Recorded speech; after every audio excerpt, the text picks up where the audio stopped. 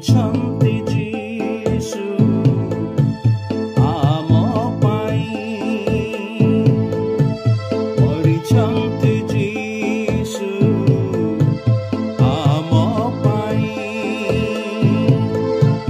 କାଲବାରି କ୍ରୁଶରେ ରକ୍ତ ଦେଇ ମୋର ପାଇଁ ଆଉ ତୁମରି ପାଇଁ,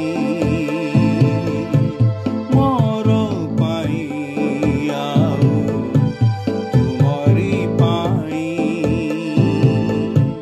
ମରିଛନ୍ତି ଯୀଶୁ ଆମ ପାଇଁ। श्रोता बंधु प्रभु ख्रीष्ट सर्वोच्च नाम आपको शुभेच्छा। पवित्र बाइबल गीत संहिता पुस्तक 14 गीतर 6 पदरे आम यहपरी पाठ करूँ। तुम्हें मैंने दुखीर मंत्रणा को लज्जार विषय करुअछ, मात्र सदाप्रभु ताहार आश्रय अटंती।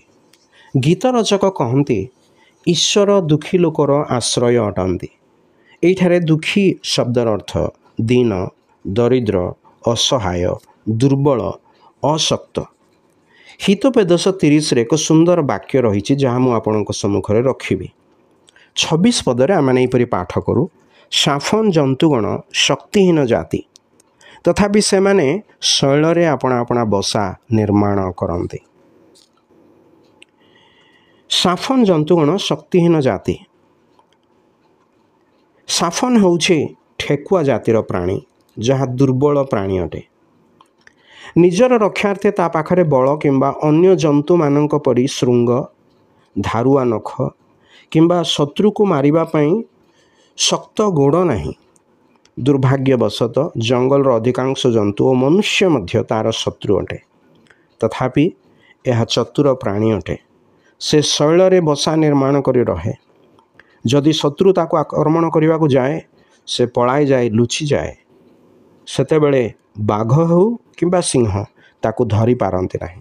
हाँ, यही साफन जेपरी शैल सुरक्षित रहे, तदनुरूपे धार्मिक लोक ईश्वर ठारे सुरक्षित। ईश्वर वाक्य कहे ख्रीष्ट ताहार शैल स्वरूप अटंती।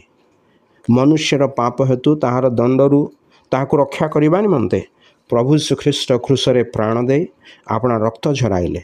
ताहाको मृत्यु सुनिश्चित करबा निमंते जड़े सैनिक बर्छा द्वारा ताहाको बक्ष देश बिंधिले। एहीपरि काहींकि हला? सही बर्छा ताहाको शरीर तलु हृदय को बेध कला, जेपरिकी ताहाको हृदय आमे स्थान पाइपारू। अर्थात ख्रीष्ट रूपी शैल आमे को सुरक्षित स्थान पाइपर। जे कहीं ताहाको ठारे विश्वास करे, पाप शैतान अनंत मृत्यु से रक्षा प्राप्त हुए। सही शैल स्थान पाइबाकू ईश्वर आपणको मध्य साहाय्य करंतु। धन्यवाद।